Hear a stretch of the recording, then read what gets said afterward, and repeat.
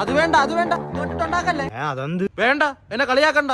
എന്റെ പൊന്നു സുഹൃത്തെ, കുറച്ചു നേരം മുമ്പ് നീ ഇവനെ കളിയാക്കിയപ്പോ അവൻ വല്ലതും പറഞ്ഞ ഇല്ലല്ലോ. ആവശ്യമല്ല എന്നെ കളിയാക്കലും.